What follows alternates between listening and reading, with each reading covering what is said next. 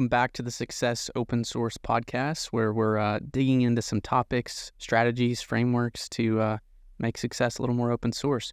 And we're just catching the nuggets that are flowing our way as we build. We're trying to apply the knowledge that we're bringing in, right? I think that's what we are continuing to see with the channel and in our pursuits. It's having both of those. If you just soak up all the knowledge and you don't apply it, you're not going to gain the wisdom and the feedback loops required to win in business, at life, and live a life you're proud of. So, Daniel, you had a couple of nuggets yesterday or the day before that I wanted to circle back to and kind of expand on. And I know it revolved around trust, especially in the sales process. But I think it fits in marketing, relationships. You're big, how to win friends, influence people, build relationships. What was it you were kind of hitting there on trust? Because I want to dig in there. Yeah, 100%. So I remember looking back at some of the closest or the closed won opportunities we had, and I realized that hey, we had a different relationship compared to some of the others that were cold, right? And I remember thinking like, wow, like I'm starting to see a pattern here, right? Like what you mentioned right now, we're for the intro, at least you mentioned we're doing the things or we're learning things as we're doing cool stuff. Like Alex Ramosi says, right? Do the cool stuff, you'll pick up the cool things, and you have interesting things to talk about. And remember, and just like you said, like as I'm going through life and having these interactions, I noticed that there was a pattern to get someone to, you can say, to a closer circle of influence than you would. Like you have more influence in their life, like a good friend would have, versus someone as a Walmart greeter would have, right? Like there's a big difference. And I remember catching this, and I was like, I have to write this down. And it was one of those moments where I sat down and I'm like trying to scribble away my ideas on the notepad, right? And I was like, oh man, I just wish I can throw up this idea real quickly without having to write it. But it did help me understand it more. But what I noticed was this. I started like looking at what an impression was, right? You may have heard of Airbnb's story. I'm pretty sure we highlighted that before. If not, he always tried to look back at every interaction they create for the user to create a 6-star experience, right? Because that impression left him with a feeling, right? It left a feeling at the end of the day. And I was like, have you ever been to Airbnb before? Oh yeah, yeah. I've been in a couple just this past month. Got one coming up too. Yeah. Really? Yeah. Okay. It's usually the preference now over hotels, but it just depends. If someone else paying for it, I'll take the hotel. 100%. Yeah. Out here in California and New York, it's the bigger areas. You can't get an Airbnb room for the day anymore. You have to get it for 30 days, which is crazy. Whoa. I know. Who does that? Like a rental? Like a rental, yeah. Bad impression there. Yeah, that's a bad impression. And that's exactly what I was going to kind of lead up to, because what used to be so easy for one night stay, now when you're opting in, you're like, oh, you got to do 30 days. And apparently it's because there's new laws, right? That beating up the Airbnb space. But when I realized that when you look back at what impression means, like the true impression at the end of the day is just an idea or a feeling or an opinion about something or someone, like a feeling, right? And I'm thinking, which is like, usually fueled by a thought, right? If we're talking psychology, fueled by thought. There's always a thought behind the feeling, even if it's subconscious. Yeah. Because how our brain process is, it's just a series of questions, right? How did I feel about this moment? Right? What did I think about that? What should I do? Does that even make sense? Like your mind is always questioning it. It's always opening things up with a question, right? And you close it off, with an answer. You gave yourself an answer.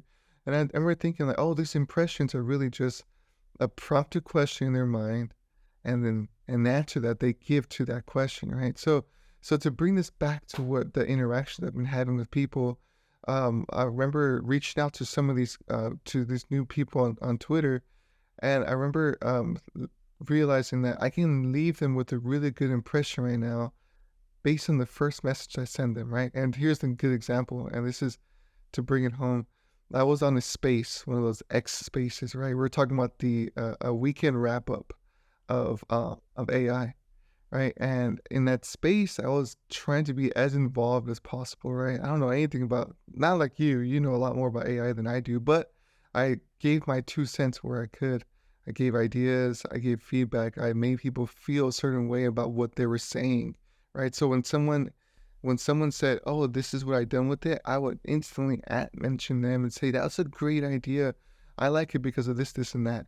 And the person would like heart it, respond, and then they mentioned something about about using AI adding that to street sweepers so that way they can like 3D mold these cracks in the ground.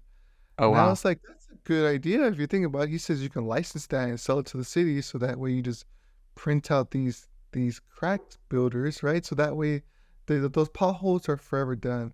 And I was like, yo, like I respond to say that's a great idea. Like what you can even use invest in those self-driving vehicles and it becomes an asset for the little guys, right? But to this day, I'm still getting from that one post or response to engagement, I'm getting a bunch of people like liking it, right? A lot of people who have like 10K plus followers too. And I started getting followers because of that. I guess a bright idea. Remember from that sales training, the new idea? And I was like, oh, these great people are responding to me. How do I make the most of that? And I started, I took that, what they wrote, and I went to one of the persons or like someone who likes my page. I landed on their page and I looked at their pinned post, right? And I immediately I went down to the bottom and I wrote down this comment. I said, "Curiosity pulled me to come to your page after you liked my comment in this group, but I felt like I walked away with an epiphany." And I put like dot dot dot because dot dot dot, and then I put this post is like, and I kind of just made them feel amazing about the post, and immediately they responded like, "Oh wow, like thank you," like it was a compliment. I uplifted their status on the post, right? I made them feel better on the post so that everyone can see. They responded. I responded saying I would love to hear more, but then I DM'd them after that. And I DM'd them and I said this. I said, I wanted to ask another question, but I didn't want to add side chatter to your pinned post. And they responded by saying, like, how what was that word? How considerate of you, right? And then they started just engaging. Like these are people who are like 5 steps ahead of me, just interacting with me, just deep, really deep in the DMs. And I was like, and now I'm moving it toward a triage where I'm asking them, what is your priority right now? And these people with like 10K followers are saying, they told me, I want to go ahead and build my audience faster, right? They're giving me I'm triaging them, right? Mind you, I only have like 14 followers, but I realized like there's a pattern here. Like what I did to get in his DMs and get him to interact with me, he's interacting with me in both DMs and email because I responded to his newsletter, and we're having two conversations simultaneously. Like for someone who is doing 8 million a year to spend the majority of their time interacting with me, it says a lot about what I did in advance to get him to want to talk to me some more, right? So and I realized there's a pattern of what I did, and I had to break it down very quickly because like in reality, anyone can do this again and again. Right. I think I'm hearing a how pattern to what you've already shared a lot of stuff with me and what I keep seeing too. If we're talking about building trust, you're building trust, right? And what I hear is consistency. I hear empathy and value. And it makes me think about how ultimately we all want to feel known and needed, right? And when you can make someone feel those things, it goes a long way.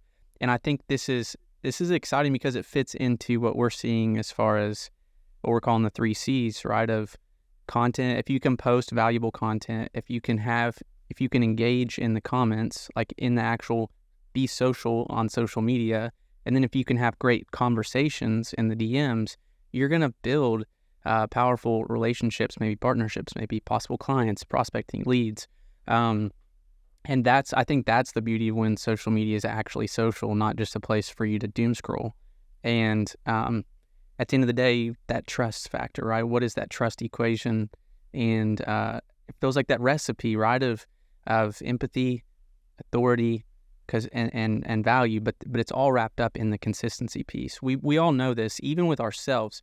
I'm only going to build trust with myself if I'm consistent. It's kind of back to discipline and continuing to show up. We all know that, like, the worst feeling in the world is when we're not consistent, or we didn't do what we said we're going to do, and we let that person down because we know deep down we hurt our trust that person has with us. Yeah. And it's interesting how this applies across the board, not just social media. So when leveraged well, you can build trust with yourself, with people in the physical world around you, and in the digital world around you, to where you can start to have channels to share value, right, and provide solutions to people because they trust you. I'm sure we can all think of a couple people too, where like, I trust that person. And when you trust someone, you're willing to do what they say because they have their best interest in mind. I think we got down into that rabbit hole and some of the dark sides of trust, like who we give our trust to that are actually have bad intentions too. But I don't know if you want to rabbit hole into that and things to look out for, but man. Yes. Oh my goodness. I love that stuff because everyone at the end of the day is a human. They're real human, same minds, same experiences, same emotions, right? Like, and Tony Robbins explained that there's 6 human needs that we have, right? The 6 is certainty, uncertainty, connection, significance, contribution, and growth, right? So to touch on that certainty piece, certainty is knowing, like, it's a belief. It's a strong belief. It's a conviction. Like, I really believe this is true. And what's funny is that a belief can be formed just through an interaction, right? If you imagine belief as a tabletop, and every leg is it makes it more sturdy, right? Imagine having a tabletop with one single leg. You may have seen these in bars, right? In the bars, when you see those tabletops with one leg, just the flat tops, you know that one leg is very stiff and sturdy, right? That means, like, for that belief, for that one experience, it has to be a really sturdy experience that says, I know this to be true because of this experience. It's strong, right? But what if we can't support a belief like that with one sturdy experience? Instead, you give 100 smaller interactions that makes this tabletop strong. Like, have you ever seen those nails? People who would lay on nails, and it would be like 100 nails, and you lay back on it. Yeah, it's like one of those Kosai museums and stuff. Yeah, right, exactly. And if you see people step on that or put a balloon on that, they put a balloon on top of that and they try to pop it, right? It's funny because, like, with all those nails, it doesn't pop. And I bring that up because, like, if you imagine a table, that being a tabletop in itself, right? It can. Imagine a table with all those different legs. It's like a belief. Like, so if you can go and come into someone's life and create an impression that make them believe that you have authority or you have their best interest in mind, like Alex Hormozy, he gives opt-in less content. Like, you don't have to opt in. That's one leg. He says it out there. Amazon only allows me to sell this book at $2. Another belief. He does a launch where he paints the picture of a free course for $5K or worth $5K. He gave it for free. Another belief. Every single episode he gives, he tries to add to that belief. And now people start to believe through those impressions that he's out to help me. So when I have $1 million revenue business, I'm going to go to him. Right? He's doing exactly the thing that we want to do. You can do that to every person.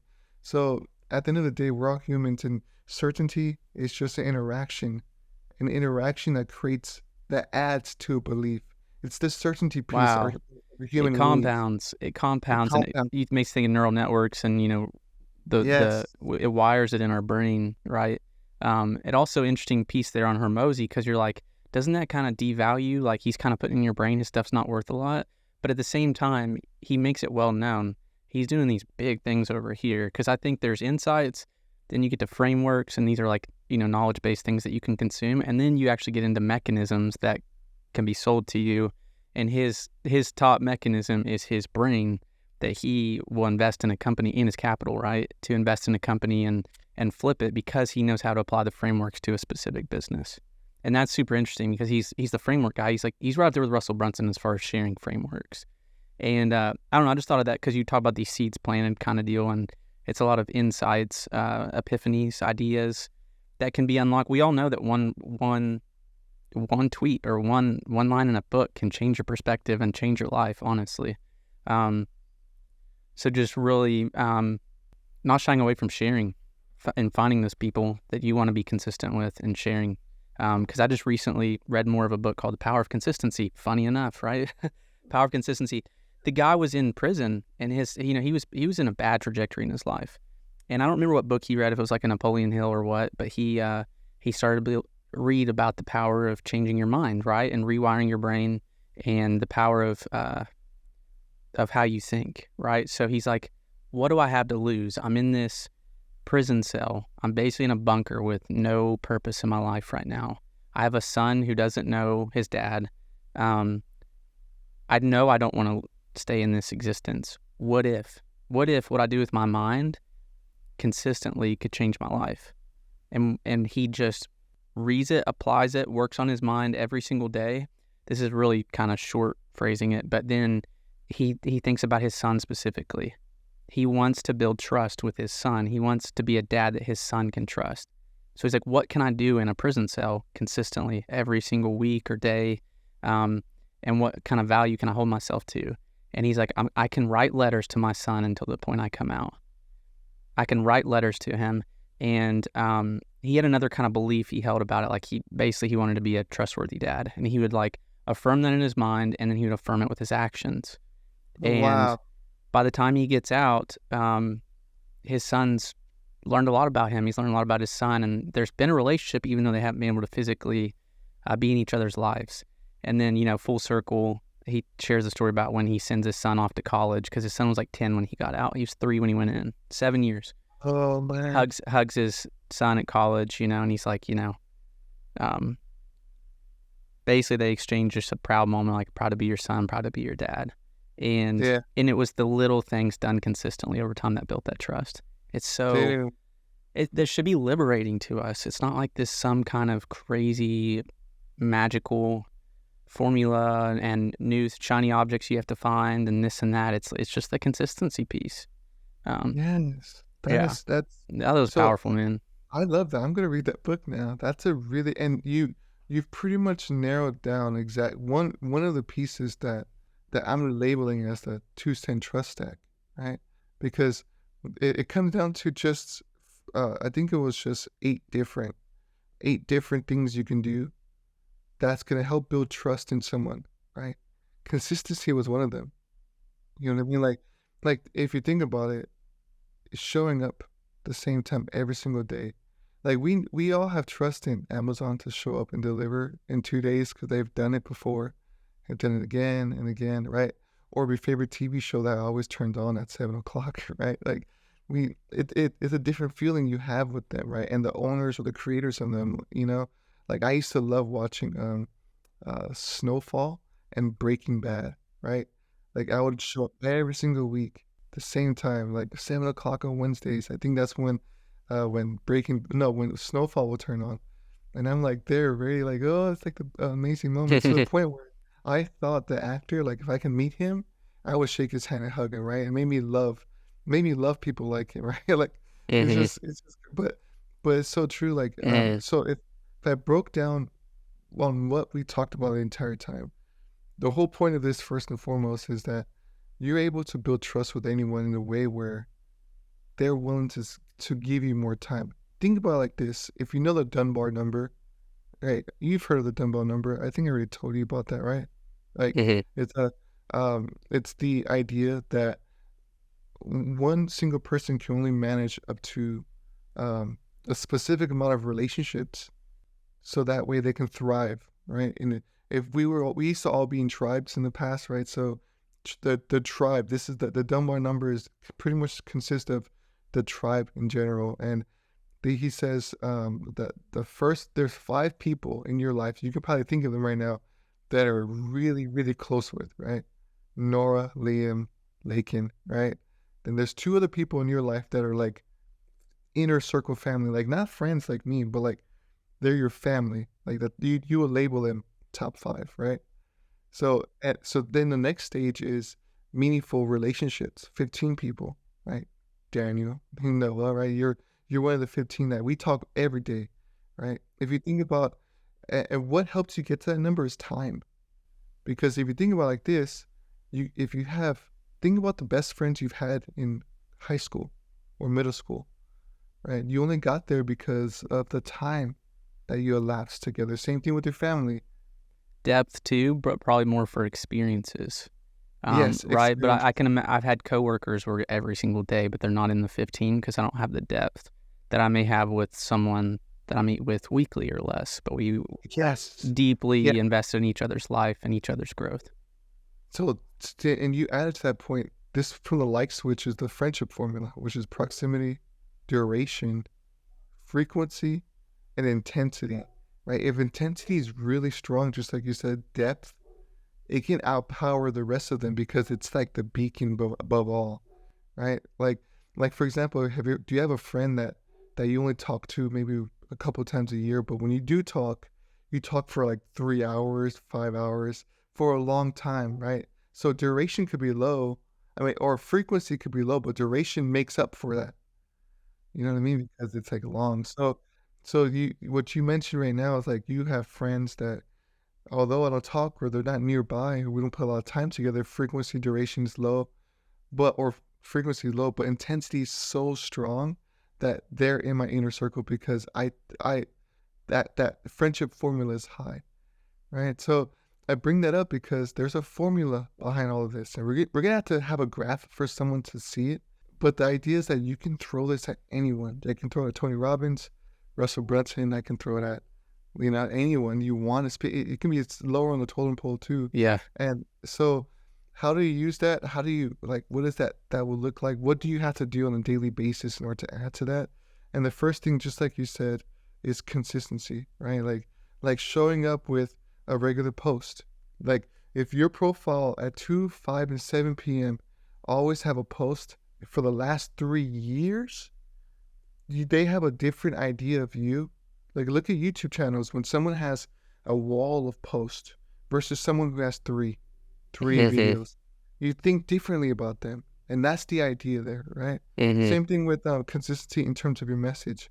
If I talked about, I was talking about, let's not get political, but let's talk about entrepreneurship, and then all of a sudden you're talking about grass, right? And I'm talking about those two, those two topics in the long run. I'm more likely to come to you about any grass ideas and any entrepreneurship, right? But if you have like 20 different ideas or maybe 100, you think less of the person because you don't have authority there, right? So that's consistency in itself, right? But the other 7 is authenticity, right? Knowing that you share personal stories, you get real deep, right? That's the intensity piece. You can put that in your post, Relatability. right? And so that's another thing, right? And it gets really Without deep. that, they're not going to feel known, and you're not going to feel They known. won't. Right. They won't feel it exactly. They won't. They'll feel like, oh, it's just a faceless channel that's just copying, pasting things, right? Yeah. That makes a big difference. It builds the influence side. You're building likability because if you can touch something that someone has been through, they're like instantly, oh, I know you, right? Yeah. I love that. Like imagine, I remember hearing this from a book. Imagine you're in Japan, you had no friends, right? You just moved out there and you had to learn the city from scratch. So you take this trip over to a supermarket. Everything is in Japanese, right? You don't understand a word of it, and you feel like out of your element. And as you're in through this aisle, all of a sudden you hear 2 aisles over someone who speaks English, right?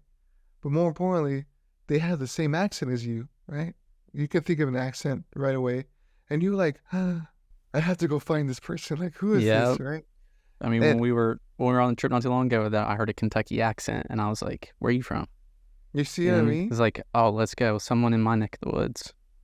You see, and all of a Hmm. sudden, it's different interaction versus someone who speaks just Japanese. You're like, oh, I don't have to talk to you, Yeah. right? But you kind of know their story. You know where they're from. So if you know that they're excellent there, immediately it builds high rapport, high trust. You Narrows know the what I circle, right? mean? See what I'm saying? So, and Yes. there's this pattern. I can go on more and more about this, but like quality, another area is quality over quantity, right? Knowing that you're sharing content that's like um, that has more visuals, engaging with people, like interactions, like community building, just like we said, like showing up, right? Consistently showing up and like really giving intensity. So being transparent and also like testimonials that builds your trust factor, right? And then also avoiding controversial topics because you can love someone, but as soon as they say something that's outside of your neck of the woods, you immediately draw the line in the sand and you're out, right? That's why people don't talk It's a about. tough one. It's a tough one I because just it depends on the depth of the relationship. You'll hear Patrick Bet David share how, like, actually, he spent most of his career afraid of talking about religion, politics, things like that. And then he gets around entrepreneurs and they want to talk about these things. They want to, because these are important variables at play in life and they're the things that consume a lot of people. So I think Mhm. that's probably a good piece to add on as you get deeper, the more you can, like, talk about those hotter topics, right? And I 100%. it if you don't mind, I feel like one more layer here that also encompasses the why here. Like, why are we talking about this? Like, why should I be consistent and try to cultivate these relationships, cultivate trust? Um, it really hit me yesterday. I was literally having a conversation with someone else, and we've hinted at it here. If you can't truly trust someone without knowing them, right? We've said this in different ways just now.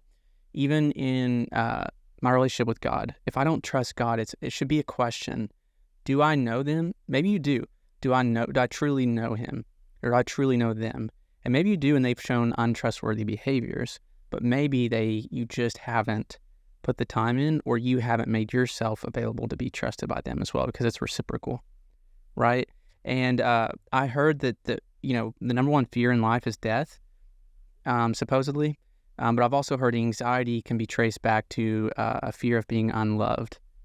Think about it. If you were unloved, if you weren't needed, and you were cast out from the tribe, you would die probably. Like we've had more and more conveniences come in now. But if you think about it, like the love and survival, like love, trust, community, and survival Yeah. go hand in hand. None of us are meant to live life in solitude and alone. So I just think that's a really good piece here, and because it actually can drive our peace as we have relationships that are quality, that we can trust, that give us support, and we provide that back and forth, right? Just like a marriage, So it's supposed to true. be 100%, 100%. It's not meant to feed off of someone and just serve yourself. So I thought I that was a piece that's kind of rocking me and adding a strong why here of why I should want to show up and with more consistency. And then maybe we can circle back to the how to wrap things up, because I think you could sum this up in a really practical how of like making your list of people and picking a few of those ingredients that you mentioned, the priorities, to then go be consistent with.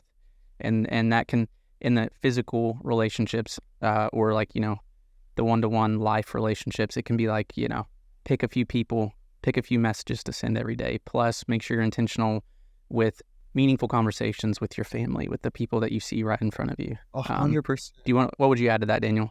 No, you're so right. Like though, confirm what you said right now. Like we're all humans. There was a time where we needed to thrive. The only way to thrive is to have a community of people. And if you're ostracized, they meant certain deaths. So it's like just natural for us to want to move to communities, right? To move to people to feel that trust. Like, hey, I found my place, right? So I think that was a great idea. So how would you apply this, right? You can apply this to, like you said, any relationship. At the end of the day, it's an emotional bank, right? And trust is the 2 cents, right? That compounds over time. We all know the power of compound interest. Do you keep adding these cents in over time? It'll compound to something great, right? To millions, right? So it's the eighth wonder of the world. If you know that story, you know the story, right? But how do you apply it? relate, just like you mentioned, create that list of people that you want to interact with. It should be family, friends, mentors, mentees, right? If you have a nice defined list, you know how to nurture them over time and provide the right level of these impressions throughout the time. Because as you start pushing it, I think time is another big piece of everything. But if you want to apply it to sales, let's just narrow down to just sales in itself, since we are successful open source, right? We want to help people get or master sales. But if you want to apply it to sales, I would break it down to your, of course, knowing your priority clients that you're serving, right? Or prospects, right? There's some prospects that are just kicking the tire, but then there's some prospects who are willing to buy, right? And let's just say they ghosted you. So if you want to nurture those people to make them trust you, so that way they're more likely to buy, they like you said, show up in comments, be consistent with your content, right? Build testimonials so that way people can use that social proof as to build the trust, right? There's just a couple of the few I mentioned, but you can use that to follow up with them, right? Go to their comments, engage, give your 2 cents. You can use ChatGPT to create some amazing responses to save you time and to help create an engaging response so they want to reply, and then build that trust as a result, right? Same thing for Dream 100. If you want to target someone 3 steps ahead of you, knowing that there's a big distance between where they're at and where you're at, it takes time, and keep dropping these ideas, being first, right? Providing testimonials on their behalf, right? Doing shout outs for them, right? There's a lot of being the person inside of their live events, commenting, engaging, right? There's a lot of things you can do, but using trust as a way to build this relationship is the most important, the most valuable thing you can do. That's free, right? It's free, but it builds leverage. It builds a powerful level of leverage in that relationship. And I 100%. I love the compound interest idea, because you always hear, when's the best time to invest or plant a tree? It's like 100 years ago, and the next best time is today, or whatever that quote is. You don't have to. None of us have to reach a level of success or status before it's worth investing in. There's always people you should be living life with at your stage. There should always be someone or some people pulling you up. And then I think the biggest challenge for us is finding someone below you that you can pull up, right? So I really like that. Kind of, you can think of like the 3-legged chair, right? Stable.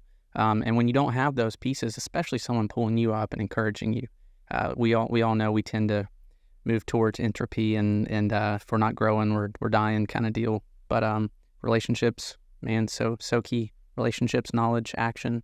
Yes, 100%. I like that. That's a really good point. Hopefully, I know we were kind of brainstorming live. This is something that I definitely just hit, and I'm noticing it everywhere now. So throwing it up, the idea of putting it down was somewhat difficult, but I'm glad that we had this talk so that way we can add to it, refine it, make it easier to consume. So whoever takes this, I hope it makes it's easy to apply in the people that you work with. You know what I mean? Or at least got the epiphany you needed, right? That's how I consume podcasts. Sometimes I just get those key insights, and then I kind of apply them, start fitting them into what I've been learning, So, yes. I think this is the C of PAC, and we'll maybe expand on that later, but we're really, really like how that fits in with the knowledge and projects, and Now I'm just going to refine it and give it away, right? Yep, there we go. That's perfect, man. That's perfect. Let's go build some trust today. Be consistent. Let's go. Hey, thanks for watching the Success Open Source Podcast. If you enjoyed this episode, we would love for you to subscribe and join the community. Until next time, take care, and let's all make success a little more open source.